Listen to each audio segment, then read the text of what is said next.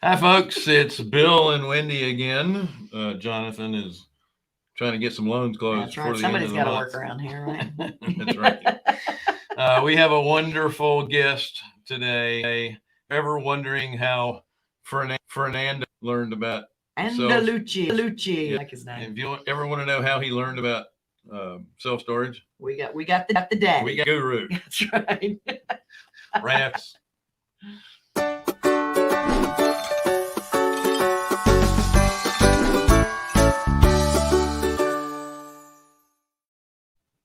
I just love our little Christmas stuff. Yes, our graphics are getting keener and keener. That's right. So thank you, folks, for joining us on the Passive Investor Show. We are capital management. We are lenders in the Southeast for real estate investors. If you're interested in borrowing money, go to carolinahardmoney.com, click on the Apply Now tab. If you're a passive investor looking for passive returns, then click on the Accredited Investor tab.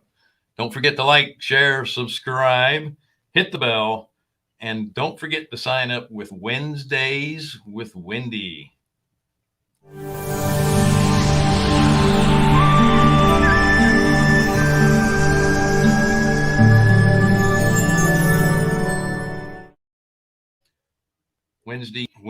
Wendy gives up 30 minutes to anybody who wants to talk real estate on Wednesdays. That's right. Get on her calendar. The calendar is right there. It's also in the chat box because she's usually booked up a couple of months in advance. Yeah, I'm into the second week in February now. So speaking of chat boxes, we have a chat box. That's it's on the right-hand side of your screen or underneath, depending on the platform that you're viewing from. That's right. And like I said earlier used. I'm going to go ahead and introduce him. Scott Meyers. He's been a friend of ours for a while. He loves the self-storage business. He's very successful in the self-storage business. He helps people with an education course that he has. But the most amazing thing mastermind that he has. That's right. And then at the same time, you can passively invest in a lot of the deals that he has. Right. That's right. But what we really want to start with, because today is chocolate covered charity, and as greedy as we all are. Yeah. We also love to give back. That's right. Scott, thank you so much for joining us.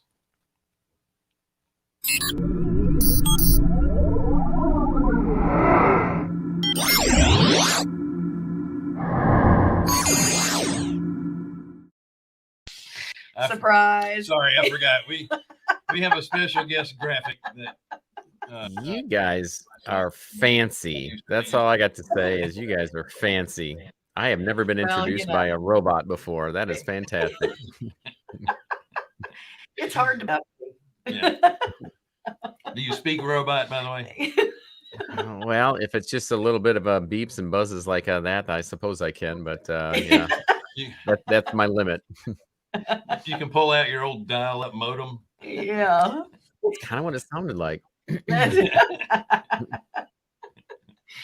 Well, good to be here, guys. And so glad that we're. I mean, I always love to talk about storage, but I was thankful that you reached out and said that we could talk about some other things like generosity and missions. And so, yeah, excited about chatting with you today. Yeah, real estate investors get a bad name that we're all greedy, and all we're looking for is to, throw somebody's mom out of a house if they don't pay. Mm-hmm. And people don't understand. A lot of people do not know about how most of us really like to give back anywhere we can. Because making money is fine, but it's more about a legacy and helping your community and helping the folks around you. Building a kingdom. One of the pleasures that I had was traveling to Mexico with you and your family to help build houses for folks in Ensenada. And it was, I'm telling you, it's great to write a check. It makes you feel good, but it's threefold the hands-on better seeing it, and you really appreciate what you have when you get back. I know you're involved in Youth with a Mission. So if you don't mind, can you kind of share with our audience what goes on and how you're involved? Yeah, so this, we got involved with YWAM, with Youth with a Mission, when we went on our first house building trip that was sponsored by someone else. There's a gentleman here in Indianapolis, where I live, who has a very successful business, and he would take any one of his employees, his staff members, on a short-term mission trip, a 4-day mission trip where they would travel to the Dominican Republic or Mexico, and in 2 days build a house and give it to a deserving family, and he would pay for that experience for his employees. Well, his kids and our kids went to the same school, and he opened it up and offered it to the school, to anybody that wanted to go on this mission trip, and they would pay for it, just like he did if we were one of his employees. All we had to do is pay for the plane tickets to get to Dominican Republic. So our kids came home. We're all excited about this, and said, I mean, what are you going to say when your kids come home and say, "Hey, can we go on a short-term mission trip with all our classmates?" And one of the classmates' dad's paying for it. So we went, and we had an incredible experience. The same experience that you shared, Bill. And as a matter of fact, it was exactly the same, because when we came back from that trip, as you know, we were changed, and you know what? My heart was crushed for Mexico, and we decided that I wanted to do this. And so, it's funny when you make a commitment, and you never want to make a deal with God, but kind of drew a line in the sand and said, "Hey, if you bless this, I'll do the same." And so we started tithing and taking 10% of our profits in our businesses, set them aside into a fund to go build houses. And as soon as we had enough to pay for a team of about 20 people to go down and build a house and pay for the house, then we did it. And we went down and built the first one. And amazingly enough, our business began to take off after that. And I think it's as a result of our obedience and just continuing that legacy that was set forth by the gentleman in the company that offered for us to go. And so it's now grown into taking that one step further. And now we are building 4 to 5 houses a year. And the folks that are going with us are also getting the bug, or being tapped on the shoulder, or getting a message from God that they are to do the same thing. And some are following in our steps and building houses with YWAM and bringing their own teams. And others are just really, maybe for the first time, or maybe for the second or third, and finally hit home, being more intentional and mission minded, and using their business, as you said, Wendy, to begin building the kingdom, and doing more so, and being more mindful and intentional as a result of that. So at the end of the day, we love building these houses, and the life change that we see in the families, and what that means to them. But also, and I would say maybe an even greater benefit to that, or caveat, is that we see that the folks that we take, they're doing the same, and so the ripple effect is now affecting and changing dozens of lives as a result of that. And so we get to see and witness, and just be a vessel for that. And if I could change flip the 80-20 and spend 80% of our time on the mission field and taking people down and enjoying this experience and encouraging them to do likewise, and then the other 20% on emails and the real estate business, then I'd be a happy camper. And hopefully we'll get there someday. Excellent. Selfishly, for me, it's like therapy. When you get back, it's easy to sit in traffic and complain about the person who cut you off. It is for him. And but it helps you to understand that, hey, I got my problems are nothing. This is nothing. Yeah. We don't have third world This problems. is a first world problem. Yeah. Yeah. Mm-hmm. Look at what's happening to other folks. Yeah. And it really does make you. I wish we could take the people that don't think they have enough. Yeah. And tell them that you have way more than sometimes you deserve. Yeah. Mm-hmm. It's when the person in front of you in Starbucks is yelling at the barista because their triple half calf latte with soy milk, it has 3 ounces more milk than they asked for.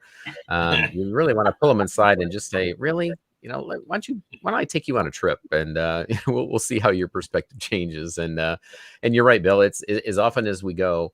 We go twice a year, and I've been on 10 trips now, and I need that. I need those trips every time, because I can get full of myself, and I can get full of the world, and get used to and accustomed to the privilege that we have here in the United States. And so to go there and to be grounded and get back to that level of contentment, and just saying, look around, you see all these people in these areas where we serve, and they're all happy, and regardless of what they have, and they don't have much. And it does put life in perspective. Did COVID affect your trips the last year and a half?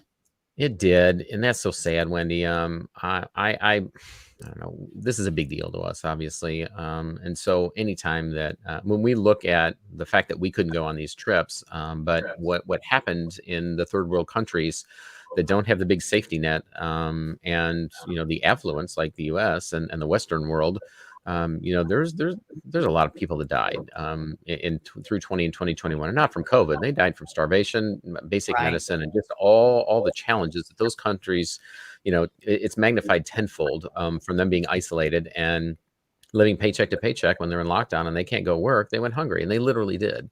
And so, for all that and the hundreds of other, we can go right on down the list, other, issues that occurred in these third world countries. It just, that absolutely, broke my heart to see that. And so that it did affect us. We were the second team to go back into Ensenada, Mexico and build in 2020. And this last trip that we took right before Thanksgiving, we were the largest trip that went back into Ensenada, Mexico, and built 3 houses and took 50 people with us. And so I don't say that to pat ourselves on the back or anything, but it's just that we realize and we truly feel that our business, we are the hands and the feet, and this is just a vessel, and God moves money through us to go and serve. And so to not be able to do that, we were just not in a good place last year. So when's your next trip?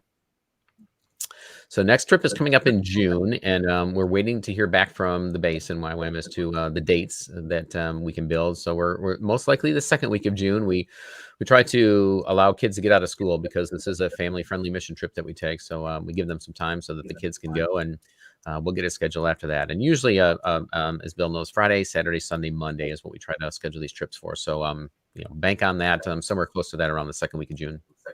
So tell us what it looks like. Like, where do people stay when they're down there?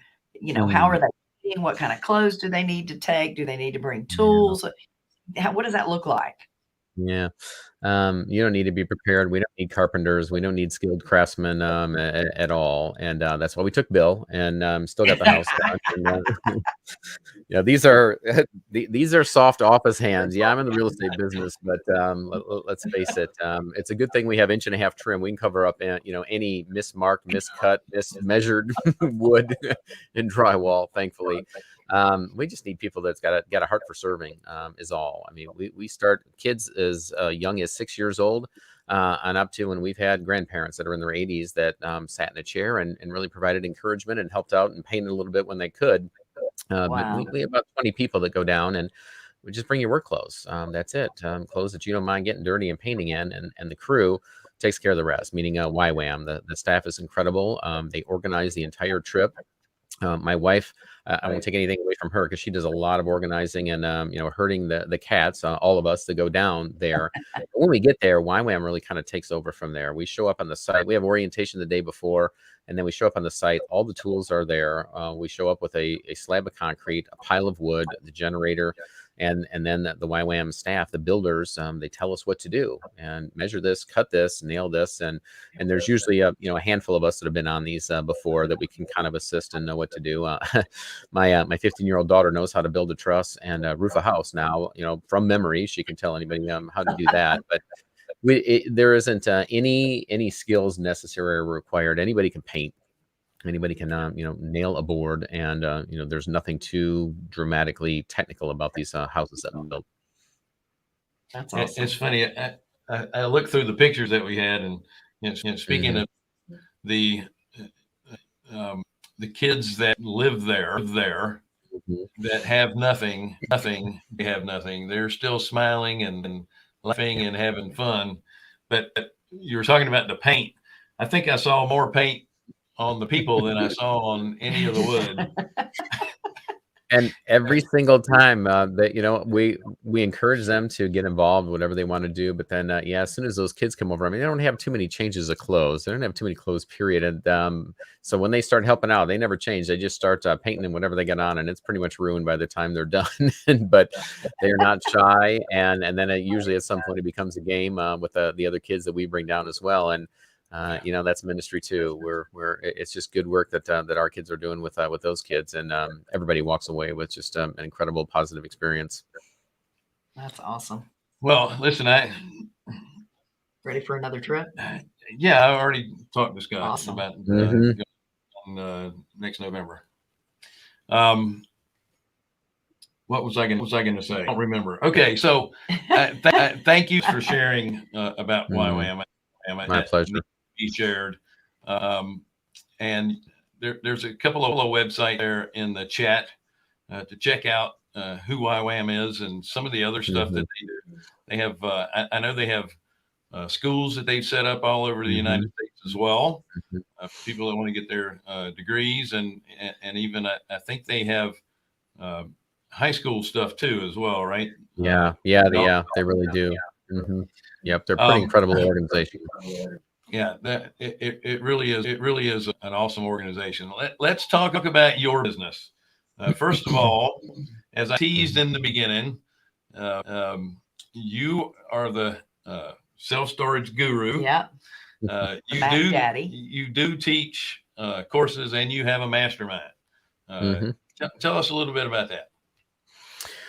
Well, we that came out of our investing company because in the beginning I was in houses and apartments, when I grew tired of tenants and toilets, looking to get into something else that didn't involve tenants and toilets in real estate, and well, that really left it left self-storage and parking lots. That was it.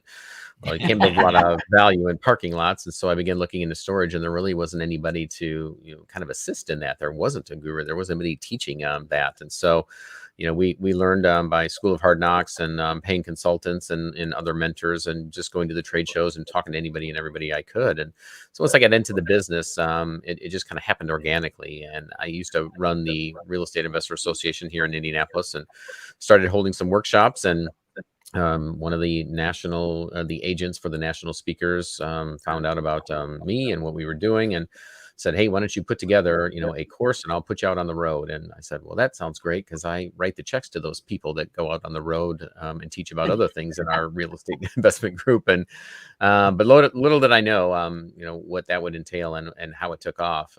So yeah, there were people that were interested in it, and so before I knew it, we had a 60-hour a week business in the education side, as well as my investing business. So we've curtailed that and pulled that back these days, and blended the two companies between my investment company and our education company as well. And yeah, we've been doing it for 15 years, and we were the first. We're still the largest, and we've taught and mentored more people and got them into the business and taught them how to grow and scale their business, and anybody else out there. And that's a credit to my team, not just me, but like any entrepreneur, I suppose you looked across the land. If there's something that you need in your business and you can't find it, then you create it. And that's really what we did. And God has blessed that very well, and allowed us to change the lives of many, many investors who also followed that same path and didn't like the tenant toilet business and wanted to get into self-storage, and we allowed that to happen for them. So you have a fund that people can invest in for your correct. storage. Is that correct? How many units, self-storage units, do you have at this point? Or I should call them stores, right? Yeah, stores or facilities, interchangeable. We're selling 8 this year, and we're buying a whole bunch more. We're right at that 40 mark. We kind of hover right around there. I think Wow. we've been as high as 45 facilities. We're back down to like 41 right now, but getting ready to close on another one at the end of this month, but also probably selling another one at the end of this month as well. So yeah, the goal next year is look at larger opportunities, doing fewer deals but larger opportunities, and putting them into our fund. We syndicate and do private equity projects on single asset, single entity facilities by way of a capital raise. But then we also do have a fund which we're putting a lot of value add facilities, Class C, smaller facilities, value add, where we can create value and either sell or roll up into a portfolio and sell off. That is the goal of our self-storage growth fund. Now, does that fund have an end date to it, or is it more of an ever fund? Okay. Yeah, this is a 5-year fund that we've set, and I think before long we're probably quicker than we assumed we were going to be starting our second fund as well, and that may look a little bit different than a growth fund as well. But we acquire existing facilities, turn around value adds, we develop from the ground up, we convert facilities as well. So we do all things, and so as we look at our next fund, we may look at things just a little bit differently. But yeah, it is. This one is close ended, ends in 5 years, and then but in the meantime, we'll definitely be starting number 2 and perhaps another one after that. Are there certain parts of the country that you like better than others at this point? Yeah, the warm ones. Yeah. Because then I get to go visit the sites. Yeah. All that said, yeah, I mean, we've seen the migration. We know the states where everybody's going to, partly for political reasons, but then also always in many of those states because of the weather. I mean, the coast now minus California, everybody's going the opposite direction out of there. But we like Texas a lot. We like Florida a lot. We certainly like the Carolinas and buying and selling very actively down there. As well. Tennessee has also been a hotbed for us, but still do own facilities up in Michigan, where I used to be from, and here in the Midwest. Although, funny thing is, we've got these roughly 40 plus facilities, and we've got 15,000 doors all across the country. And guys, I don't have one facility or one unit in my home state. If I wanted to store something in one of my facilities, I'd have to fly my stuff somewhere to do so. So we don't have anything around here right now, which is odd, but Phoenix, Arizona, and all the warm places. You can always rent. You can always rent somebody else. I love the word rent, but not when I'm on the receiving end of it, or I should say the giving end of it. How's that? So thanks for that tip, Bill, but that ain't me. We own it. I have a self-storage unit that I've been renting now. My intention months just to store some from rehabbing and my Airbnb leftovers. And now I'm a year into it. They've been raising my rent every 3 months like clockwork. I'm where am I going to go? And when I was putting in the contract for this, renting the unit in the first place, there was a woman that was in there that had been renting at the same place for 17 years. 17 years. Yeah. Well, I'll tell you what, Wendy, you're not typical, you are exceptional. So don't take this the wrong way, but you are our typical customer who says, well, I'm going to rent this for a few months or 10 months. And then they find themselves a year, 2 years, 17 years later, realizing the benefit of this. So on behalf of the industry, I thank you and your friend who's been there for 17 and all years. the other suckers. Awesome. It's a useful service we provide, Wendy. It is. It is. No doubt. Based on the price of land and other issues that we're having right now, are you finding more value add opportunities or more ground up construction type stuff? Yeah, everything goes in cycles, Bill, and we saw what happened in the last cycle, meaning the recession of 08, 09, and I wish I had more cash or access to private equity, as I'm sure you and everybody else did when we came out of the back end of that with all the opportunities out there. And so we moved through that cycle as well. And so we're kind of gearing up for that again. There's a lot of folks, mom and pops, that just aren't keeping up with their facilities. And we know that there's going to be, when it comes time to refi, they won't have built enough value. And when they have to refi at a lower LTV and a higher rate, we're going to be buying up some of those facilities. In the meantime, self-storage has been so hot since 08 that we've been developing. So we, finding good land in good spots. Rental rates have been going up, like other asset classes, and really up until the past services started to go up dramatically. We've been building, just been on a tear for the past 2.5 years. So now we've taken a little step back, and have to look at. We looked at the existing projects we had in the pipeline, and one of them we hit the pause button on. It got too expensive. The others we value engineered them and still move forward. But now the pendulum has gone back to buying more of the value add facilities, along with development. We're still looking at development opportunities. It's just a little costly to build from the ground up right now. So looking and shifting gears more towards existing facilities has been our focus, and that's the past 5 facilities that we've purchased in the last 2 months have been all existing. Yeah, there's still opportunities for other properties into self storage as well. Kind of help hold this on the ground up. Yep. But, you take what the market's giving you. That's it. Just give me the rule book, and we'll figure out how to make it work and make money. That's right. That's right. Do me a favor, Sharib. Could you pull up Scott's URL again? So when you go to the self-storage URL, you have access to that's the YOM. Let's go to the self-storage URL. When you go to that one, can you get opportunities to invest in some of your offerings as well as getting the education?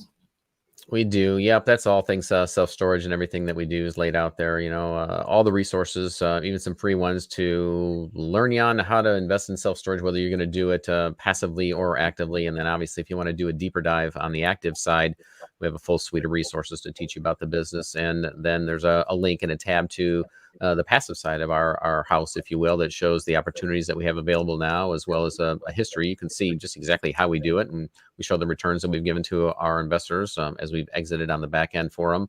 And just a good understanding of, what it looks like, our business model and the types of facilities that we invest in. Sure. See, that's awesome, because if you're a potential passive investor, you have to understand the industry before you ever get into it. If you want to go, it's there, because as we all know, there are different levels of passive investors. Some of them are want to be a little more active than others. Yeah. Yep. It gives them a good idea what they're getting into, and then become a little more passive than active, right? Exactly. Have a 1031 option into any of your fund? Or we do. We have the option that we can accept those funds as well. The challenge on the syndication piece, however, is that, as you know, all the investors would have to go forward to the next one. Otherwise, they would lose that tax benefit. It would end with us on that project. But we do accept funds 1031 into our fund, and there's also ways of structuring with tenants in common, and a couple other ways that even folks with 1031, they don't get dinged on the back end of our syndications as well. But that's a conversation we can have with your CPA and ours as to how to structure that so that you wouldn't lose that tax benefit. Awesome. I've got to fill out my form Friday, so. Okay. Yes. There's a lot of those conversations we've been having recently, Wendy. Scott, by the way, thank you so much for joining us and sharing both YWAM and your business and business model. You've been doing a great job in both, and we really appreciate you sharing with others. Thank you. Well, Bill, we appreciated having you along and appreciate being here as well. And Wendy, we'll get you on the next one or one of these trips. That sounds good. Excellent. Thank you, folks, for just on the what is the name of our passive accredited investor show. One of our folks called it the passive aggressive show, and it stays on my lips all the time now. It's the worst thing you could have done. Yeah. We are Carolina Capital Management. We're lenders in the Southeast for real estate investors. If you're interested in borrowing money, go to carolinahardmoney.com and click on the Apply Now tab. If you are as an investor looking for passive returns, click on the Accredited tab. Don't forget to like, share, subscribe, hit the bell, and sign up with Wednesdays with Wendy. Yeah, no crazy robot. There's no show next week because we will be celebrating Christmas. That's right. But we'll see you in January. That's right. Oh, no, right before January. 2 weeks we'll be out. Have a great day. Talk to you soon.